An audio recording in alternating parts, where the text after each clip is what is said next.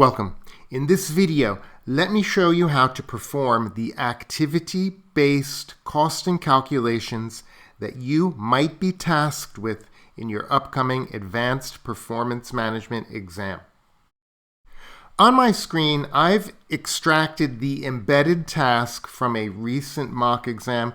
Here we have the instructions from the FD. Let's have a look. Well, the FD would like us to undertake a piece of work. So remember, APM is all about business simulation, and we need to calculate something. So we would do that in a spreadsheet. The overhead cost per unit allocated to hotel beds. So guys, that's the product. We need to find the overheads, the indirect costs, and then allocate those costs to the unit level for the hotel beds from a maintenance department in Factory 1 using ABC, activity-based costing, and then compare this to the overhead cost per unit using the current costing method. Let's visualize what's going to happen. We have a factory in our business. This factory incurs indirect costs, overheads, the costs that are difficult to trace to the cost units, in this case, hotel beds. Let's imagine those overheads are $100,000 per month. Let's also imagine that budgeted production is 20,000 beds per month. Okay, those are the units. Now, our job is to allocate the costs to the units. We would like to understand the full cost of production. How much does it cost us to make one hotel bed? We need to understand this so we can set a price that not only recovers all of the costs of production, but it also gives us a profit. So the traditional way of doing this, the current costing method, is to use absorption costing. And what we'll do, we'll take the budgeted overheads of 100,000 divided by the budgeted activity level of 20,000 beds, and we will get an overhead absorption rate of $5 per unit. That is the traditional approach. Let's now imagine, though, that management wants more information. That previous calculation was too imprecise. We're now in a modern environment. This business has an ERP system. They know their costs. Also, because it's a modern business, overheads are a greater percentage of total costs. For example, there's lots of IT, there's automated production, there are quality control departments. So we would like to understand what is creating those overheads. And now activity-based costing comes into play. So to find an ABC cost per unit, first thing we'll do is we will drill down into these overheads. We will investigate and we will find cost pools. Maybe we find costs related to quality control. Maybe we find costs related to inbound logistics. Maybe we find costs related to material handling. So we break those overheads down. Then we are going to try and find an activity linked to each cost pool.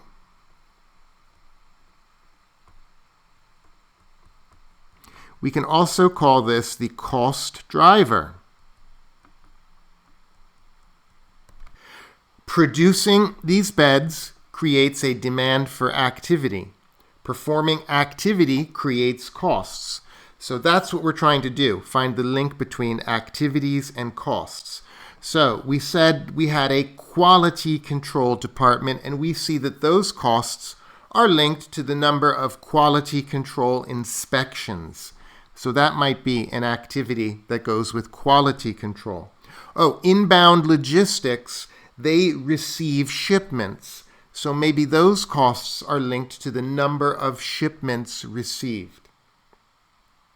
Material handling, that could be linked to the number of components issued into production. Step 1, investigate, find our cost pools within our overheads. Step 2, find activities that are linked to the cost pools.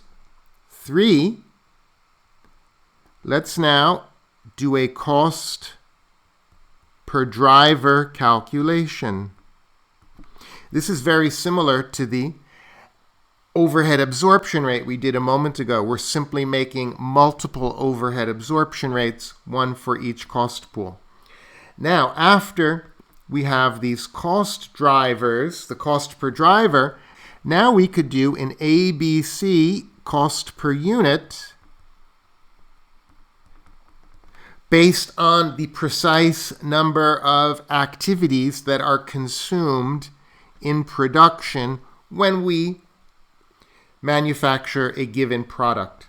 Okay, so these are the steps that we will do. Let's now jump into some numbers and give it a try. I've got the spreadsheet appendix that goes with this question open on my screen. Let's have a look. So we're talking about Factory 1 maintenance department, and we have annual overheads. They're indirect costs. Look at the bottom of the list. We've got a total. So we've got their total overheads for this department. If we use the traditional approach, well, we're going to use one driver. And what information do we have? We've got the annual production, the annual units.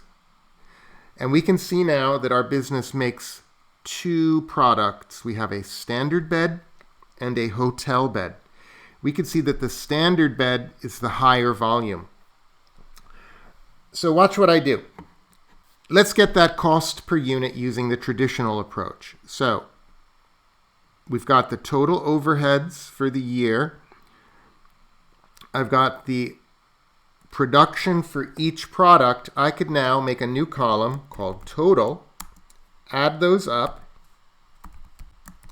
and we've now got the total number of beds we will produce in the year.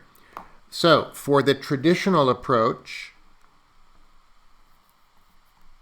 we will get the budgeted overheads, which are equal to the 295. And we have our budgeted activity, which is the 24,500. So we could get an overhead, I'll abbreviate it, overhead absorption rate. That's how we did it in MA and PM. Divide one by the other.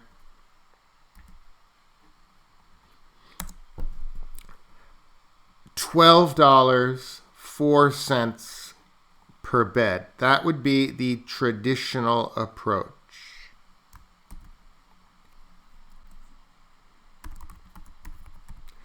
The current approach that they are using in the scenario here. Okay. Now, let's compare that figure to the activity-based costing approach. The first thing that we will do is find our cost pools, and I'm going to give this a new label, give this column a new heading. And we see this work has been done for us. The overheads are made up of preventative machine maintenance, setups, machine repairs, and we see that machine repairs is the biggest cost pool. That's also a non-value adding activity, machine repairs. So that would represent an area for cost reduction process improvement? Can we take steps to reduce the number of repairs? Well, maybe we could do more maintenance. I'm getting ahead of myself. We are looking for the cost pools, and we found 4 of them. So that's step 1.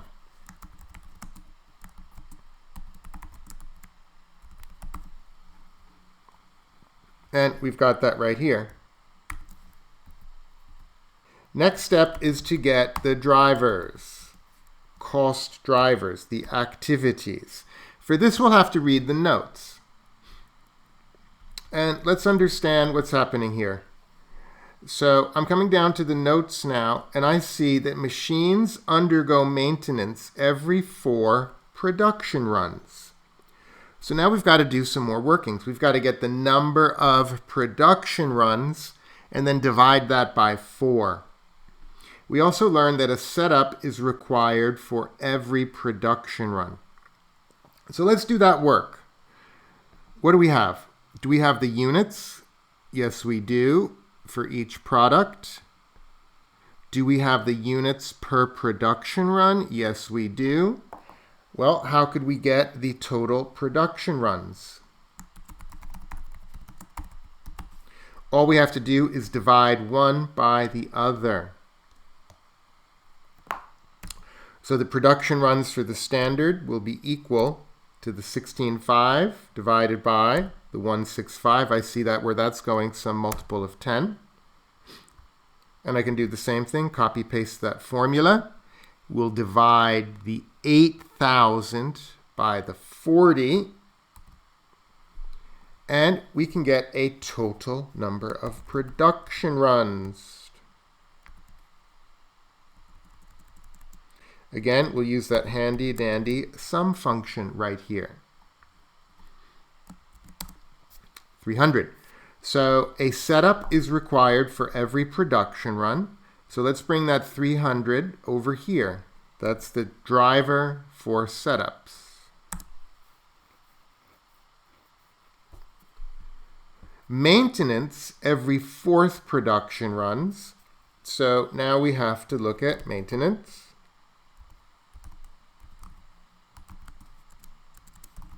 Let's call that a maintenance event for lack of another word. And that would be the number of production runs divided by 4. So every 4 production runs, they recalibrate the machines, they change the blades, things like that. And now we need the total number of maintenance activities. And we got 75. We can bring that up here for the machine maintenance. Now, let's see what's going on with these repairs. And we see that the machines break down on average once in every 25 production runs when doing the hotel beds, but only once in every 50 production runs when doing the standard beds. So something's going on with the hotel beds. Got to investigate that. So we have to do repairs, don't we? And the standard beds, the standard machine breaks down every 50 times. So divide that by 50. And the hotel beds break down every 25. So I divide that by 25. And I get a total of 10 repairs a year. Again, that's the highest cost pool. So let's bring that 10 into our cost driver column.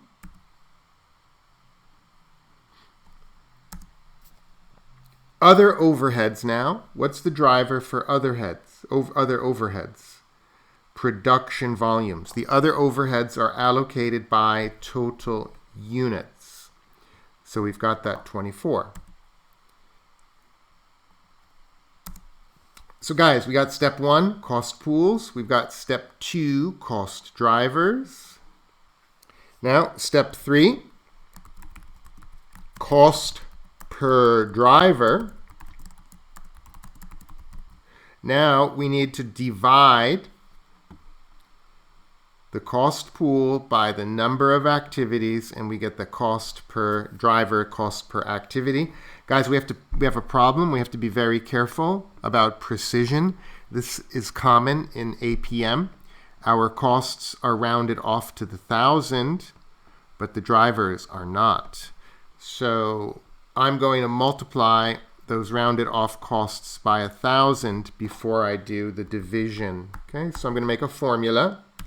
That's equal to the preventative maintenance cost multiplied by 1,000 to remove that rounding. So that'll put that to 59,000.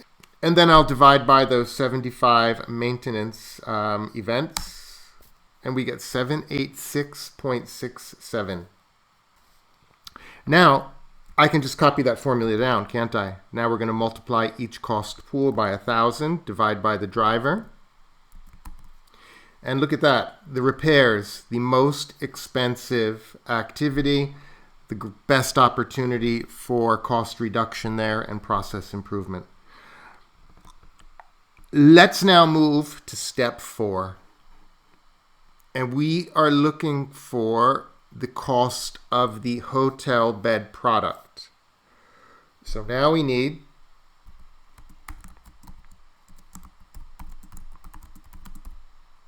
so I've got another column here,